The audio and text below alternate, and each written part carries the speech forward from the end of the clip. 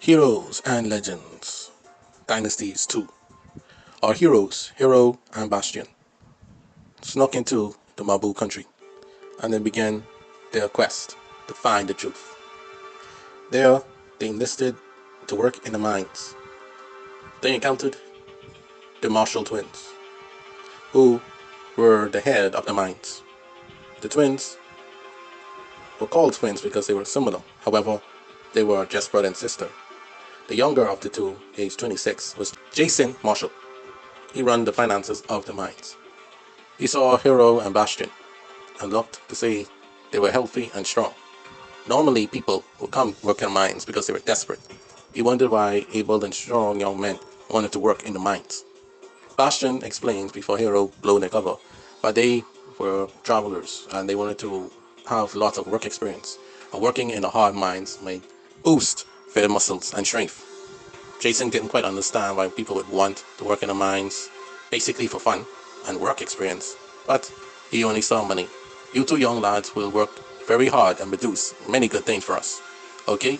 Work over there, get your pickaxes, and start working. The other workers will fill you in on the details of what to get and what to gather and how to handle the different materials. No, leave my presence. Jason left. Our two heroes put away their things on a small knapsack, which was filled with elven magic, which stored their large swords, weapons, and other materials, hidden away so the enemy cannot confiscate them when the time was right. The two heroes worked. They saw an old miner, who Hero recognized was one of his father's close friends. He was supposed to be a young, middle-aged man, but he looked so old, with long white beard, and he was so skinny and almost dehydrated. He asked him, "Sir, are you my father's friend, Lee?" He said, "Yes, I am. What happened to my father?" "Hero, I don't know why you're here, but if you're here trying to look for answers for your father, don't believe the lies they tell you. Your father is indeed dead. He got too close to what the Mabo were trying to do, and they killed him. Got too close. What are they trying to do? Some of these rocks are evil. They want to weaponize that and turn everyone in the dimensions evil. And so far, the leader is the strongest of them all. Some say he has the ability to even control those who are infected by those rocks. And he will be the overall king of the dimensions, turning everyone evil. There will be no more pure-hearted folks. Your father found this out and went to confront Sofa. But a man named Faulkner, Sofa's number two, I believe. he, he, he was the one that did the deed. Ah, the workers, the soldiers are coming. Please, let's work. The two men worked. While the soldiers were watching, the soldiers turned their head and walked away.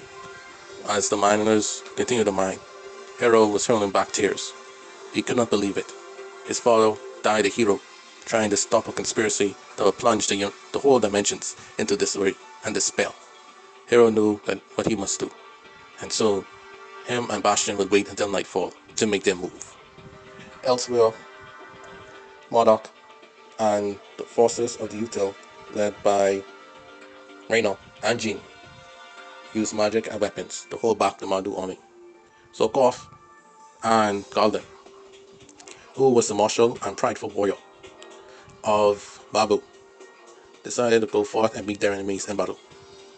Matasi Serra, the clever commando and third in line of leadership, suspected something was not right. Util and the Paspa working together to oppose her.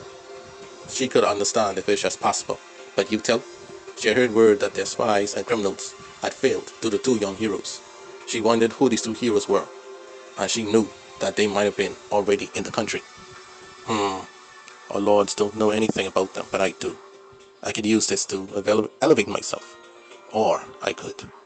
Before she could finish her sentence, she decided to go back into her chambers and think of a plan. The Mado army was engaged in a heated war of swords, blades, and magic. Catapults, cannons, even ships were being used down the river to stop the advancing enemy. The Untel and Passport forces were attacking but not advancing. They were just making a diversion. Zorkov wanted glory, so he told his men to charge, not realizing what their enemies were really up to. Garland, for his part, was a prideful warrior and only cared for the glory of battle. He could easily catch on to what they were doing, but the glory was too much for him to pass on, and so the Mabu's main forces were greatly distracted. Nighttime came. It was time for our heroes to confront evil and to bring justice to those innocent lives that had been taken and the lives that are currently under duress. The time had finally come to put an end to the evil that was threatening the fate of the dimensions. Hero and Bastion cleaned up themselves, had a good meal, and prepared to set out. Before Hero left, he left some gold coins and some good food and a weapon or two for Lee to have. Please, eat this, get strong, and if you need to fight your way out of here, please do. We go, Bastion. So Bastion and Hero left. They were racing quietly, getting past the guards and heading towards the main castle, which they could take an underground route and head straight under the castle. However, Hero did not want to leave the mines without dealing with the marshals. This Jessica Marshall, she is a tyrant and an evil person. We will deal with her first, and then head for Faulkner. Bastion's like, okay, Hero, you are the leader of our group. It's about time I had some action. Like, where Jessica is, there's heavy guards. If they spook the head command, then we face trouble in the castle. Are you sure about this? Hero think hard and all. What would his father do? Would his father go straight to the castle and deal with vengeance? Or would his father go and free the people of the mines and give at least them a fighting chance? So he chose the people. He broke into Jessica Marshall's place. They snuck the guards and confronted her. Jessica Marshall was about to retire to bed, so she only had half her armor on and the rest were normal clothes. Jessica Marshall, Hero said, you are a slave master. You're not a boss. These mines, people join for work, and you turn them all to slaves. You're a bastard. Jessica Marshall was distraught. Who the hell are you? Why are you here? Where are my guards? Why are you talking about a slave run? You... Jason, get out here! Jason then appeared beside his sister. The two of them were armed with spears. Bastion and Hero were armed with swords. The battle was on. Our heroes dealt with the Marshall siblings remotely easily because of their long-standing training. They deal with bandits, bears, and other beasts over the years. The Marshalls only had subpar training and mostly relied on fear and their men to do their dirty work. They were easily subdued. The keys were taken away, they were tied up, and Hero threw the keys, along with other things, for the miners to free themselves in their chains and to fight back. Alarms rang out. The mines were a complete chaos. The miners and the soldiers engaged in battle. It was a prison break. While in the heat of the chaos, Hero and Bastion made their way towards the castle. It was a majestic aura around it. The night really shone in the purple flames and the dark crystallized walls. The forces of Mabo, the royal guards, defended, but Hero and Bastion, using the little bombs and plant traps that they got from the elves, helped them to supersede the enemy and to get past many of the guards and traps. All was going according to plan. Matasi, Sarah, the clever commando, saw the two heroes and knew exactly where they was heading. She decided not to do anything and let them head straight for Faulkner. She hoped that they'll all kill one another and she'll propel herself straight to number 2. And so she hid in the shadows while Hero and Bastion confronted Faulkner. Faulkner, you bastard! You killed my father. I know everything. You lot are trying to destroy the peace of the dimensions and wage war. I will not allow it. Faulkner then smiled, and then suddenly a beam of light surrounded Hero. Hero was trapped. It was a gravitational barrier. Hero was down on his knees, could barely move. Faulkner laughed and said, you foolish boy. You are just like your stubborn and arrogant, self-righteous father. You lot are so easily disposed of. But at least your father was more clever and saw through that trap. You rallied up by emotion. You can't stop us. And as for a greater plan, you cannot begin to imagine what we have in store. These dimensions are just a footnote, a stepping stone towards Lord Zulfar's grand ambition. We will reach the very stars themselves. And then Bastion let out his cry and said, is it the universe that you want? Faulkner smiled and then he suddenly lunged at Bastion. Bastion quickly held out his sword in defense as he was pushed back. Hero said, "Bastion, no! Be careful! He's a dangerous man." Faulkner then smiled and said, "You two are in over your heads. The universe is a grand spectacle, although none of us have ever set foot in the universe. The main UDN have. Once our Lord has control of them, he could influence them. And we will begin our march with all technologies and all of the tribes and beings to wage an eternal war until so far is the master of all of dimensions and the universe itself. Nothing will stand in our way." Bastion was pissed. His sword glowed as he was filled with righteous anger. His friend was hurting, and so far was behind that door, and Faulkner was laughing maniacally. "You bastards. You Mabo bastards. You have no idea what type of pain and suffering put the dimension through to wage war against the universe. You yourselves have never been there. You're waging war blindly. You evil rocks have not turned you just evil and made you stupid. Come, fight me."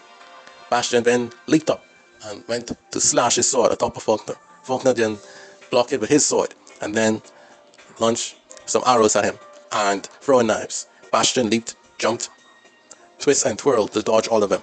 Suddenly, one of the evil rocks almost hit Bastion in the face. Bastion blocked it with his sword. He saw a piece of his sword turn black and then turn back to silver, and he was stunned. Those rocks worked that quickly? And so far said, "Yes, they do. My child, if you wish to be a part of my grand ambition, come forth through this door. Forget your friend. Seek glory. Rule the universe by my side."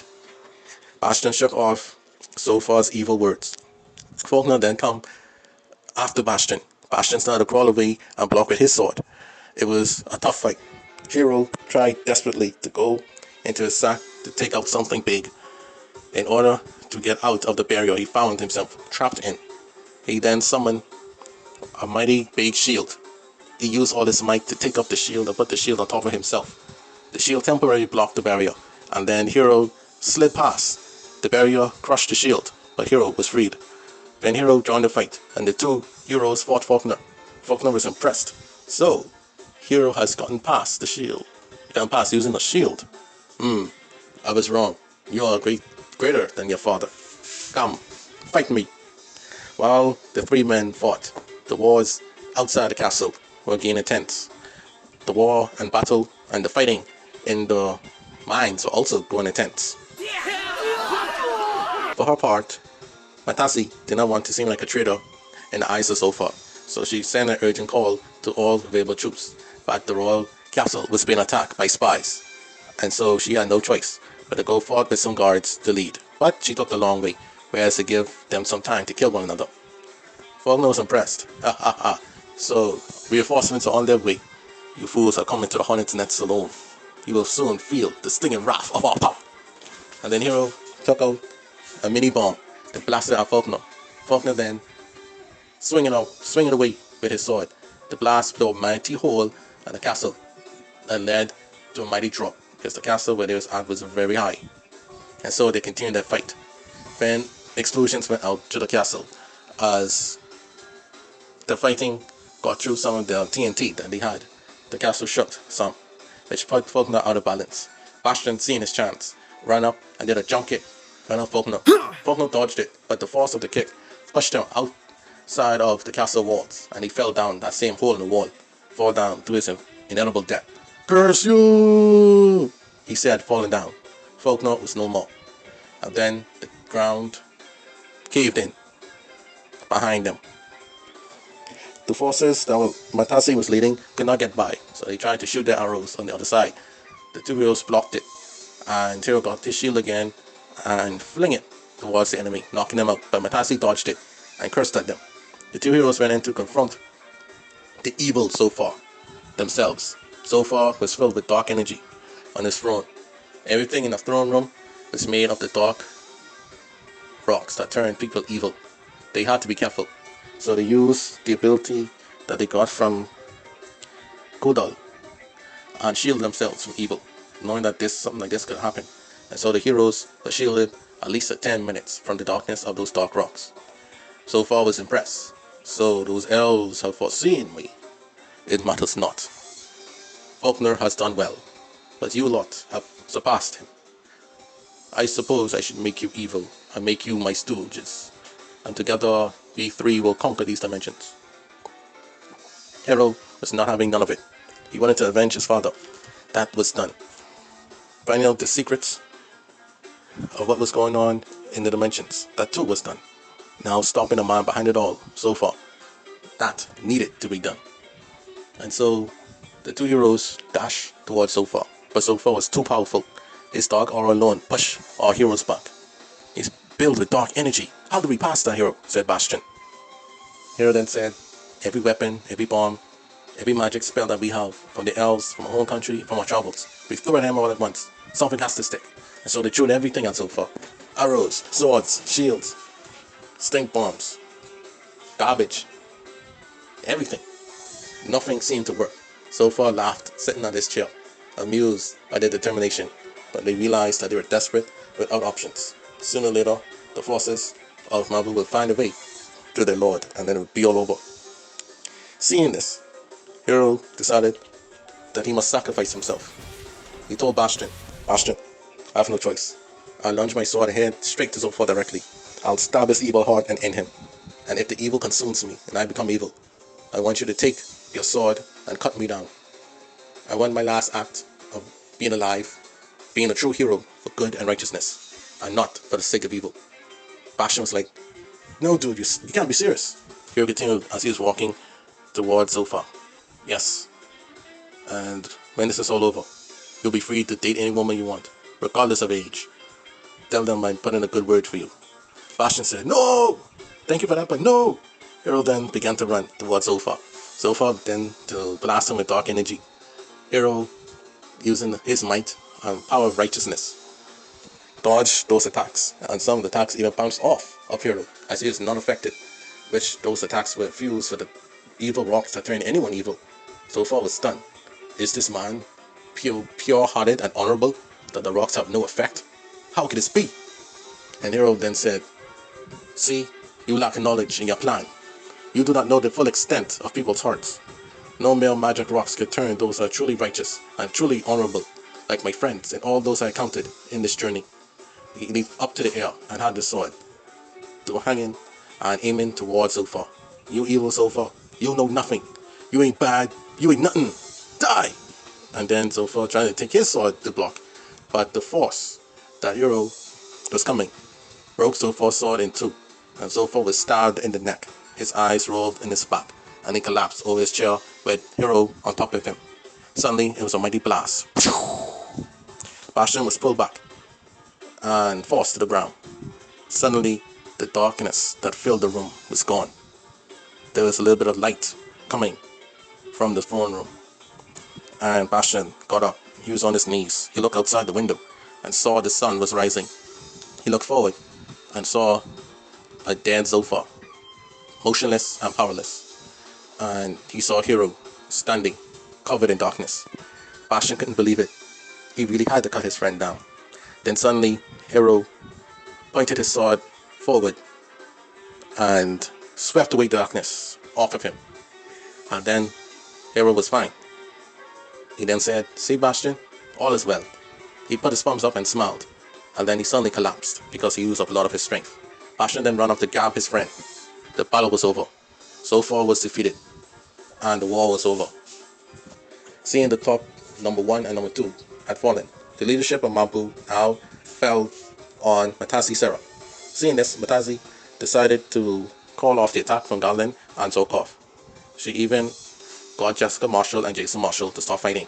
As a result of all this, Mabo ended their plans, and the Dark Rocks were being worked on to be destroyed. The nations rejoiced. Even some of the people Mabo rejoiced. Hero and Bastion were the heroes of these pre-Udian nations. They were paraded everywhere. Word of their great fame and heroism reached the ears of the Iron Chancellor, Dietrich von Lenin, and he, too, was greatly impressed by them. And so, he decided not to punish Mabo, because the leaders of the attempted coup were already dealt with. And so, he honored the two young men personally, and all the UDN honored them, and the nations were added to the Water Union as the Union grew stronger.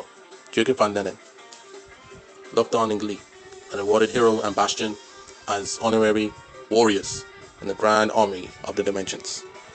Our heroes had done it, and for a time there was peace in the dimensions, and a new threat that could destroy the very fabric of the dimensions and the universe was finally averted.